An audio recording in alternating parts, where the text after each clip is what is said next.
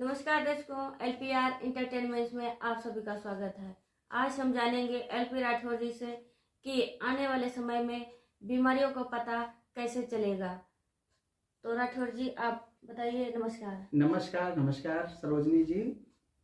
ऐसा होता था कि अभी तक अगर किसी व्यक्ति को किसी प्रकार की बीमारी होती थी तो हम लोग उसका सबसे पहले ब्लड टेस्ट कराते थे जी, उसका अल्ट्रासाउंड करवाते थे जी, और इसके द्वारा हम लोग जो है जांच करते थे या मानसिक तरीके से अगर किसी प्रकार की दिमागी हालत ठीक नहीं है या दिमागी बीमारी है तो उसके लिए सीटी स्कैन कराया जाता था। जी, लेकिन आने वाले समय में इस प्रकार की आवश्यकता नहीं पड़ेगी।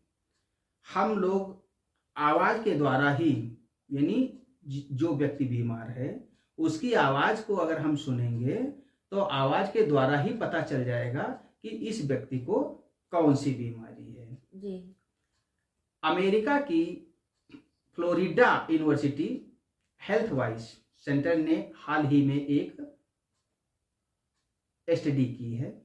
इसमें 30,000 लोगों के आवाज के सैंपल लिए हैं जी, और यदि उस आवाज के ऊपर जो है रिसर्च चल रहा है तो यदि यह रिसर्च बिल्कुल सफल रहा तो आगे चल के अगर कोई बीमार होता है तो उसके लिए ब्लड टेस्ट, सीटी स्कैन और अल्ट्रासाउंड कराने की आवश्यकता नहीं पड़ेगी, बल्कि आवाज को सुना जाएगा और मशीन में उसको लगाया जाएगा और मशीन के द्वारा पता चल जाएगा कि इस व्यक्ति को क्या बीमारी है। ये तो बहुत अच्छी बात है। हाँ, यदि कोई व्यक्ति अटक अटक के बोलता है, जैसे अभी भी ऐसा मतलब पता चला है शोध के द्वारा कि यदि कोई व्यक्ति अटक अटक कर बोलता है तो उसे पैरालाइसिस हो सकता है। जी, पैरालाइसिस तो आप समझती होंगी। जी, जी, कि व्यक्ति को लकवा मार जाता है, उसका एक अंग काम करना बंद कर देता है। जी, तो यह उस बीमारी का संकेत है कि यदि कोई व्यक्ति अटक अटक के बोल रहा है जी, तो समझ जाइए कि इसे पैरालाइसिस है नहीं, हो सकता है। हाँ, पैरालाइसिस हो सकता है। इसी तरह से आर्टिफिशियल इंटेलिजेंस बेस्ड इस टूल का इस्तेमाल अल्जाइमर से लेकर कैंसर तक का पता लगाने के लिए किया जा सकेगा। किस चीज का?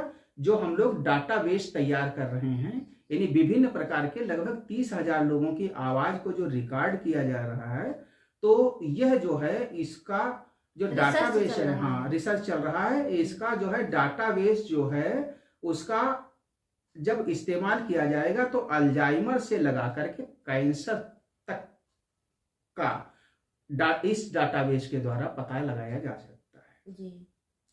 स्टडी में शामिल प्रोफेसर एल बेन सोल्यूशन ने बताया कि ऐसा व्यक्ति जिसकी आवाज धीमी है और स्पीच टोन लो होती जाए, वह व्यक्ति पार्किंसन डिसीज से पीड़ित हो सकता है। ये पार्किंसन डिसीज मतलब एक प्रकार की बीमारी होती है, सोने के बाद में, जागने के बाद में, या तो चलते फिरते या अचानक अगर किसी व्यक्ति की आवाज में अचानक भारीपन आ जाता है तो उसे स्ट्रोक का खतरा है। जी। और यदि कोई व्यक्ति, मैंने पहले ही बताया कि अगर कोई व्यक्ति अटक अटक के बोलता है तो उसे पैरालाइसिस हो सकता है। जी। और इसी तरह से अन्य आवाजों के द्वारा भी बीमारियों का पता चल सकेगा। बड़ी टेक कंपनियां भी इस पर तेजी से काम, आवाज में बदलाव होने पर मैसेज देता है कि आपको सर्दी जुकाम है, या तो डॉक्टर से सलाह लेने की सिफारिश करता है, यानी कहता है कि आप डॉक्टर के पास जाएं और सलाह लीजिए। हाँ, ऐसा होने पर जानती हो क्या होगा? ऐसा होने पर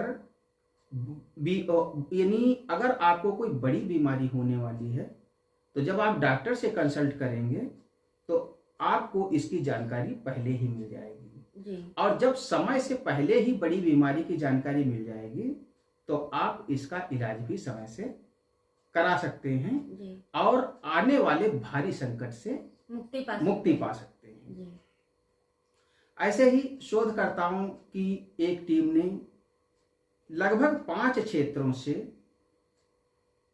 30,000 लोगों की आवाज के सैंपल लिए। जी इस सैंपल के द्वारा तंत्रिका संबंधी, आवाज संबंधी, मनोदशा संबंधी, श्वसन संबंधी, आत्म केंद्रित व बच्चों के बोलने में हिचकिचाहट भी शामिल किया है, जिससे जो आवाज के सैंपल लिए गए हैं इस पे रिसर्च चल रहा है और इस रिसर्च के द्वारा सफलता मिलने पर क्या बीमारी है सिर्फ आवाज सुनने से ही डॉक्टर को पता चल जाएगा कि इस व्यक्ति को क्या बीमारी है। तो है ना अद्भुत जानकारी, बहुत ही अद्भुत जानकारी है और आने वाले समय में ये लागू भी हो जाएगा।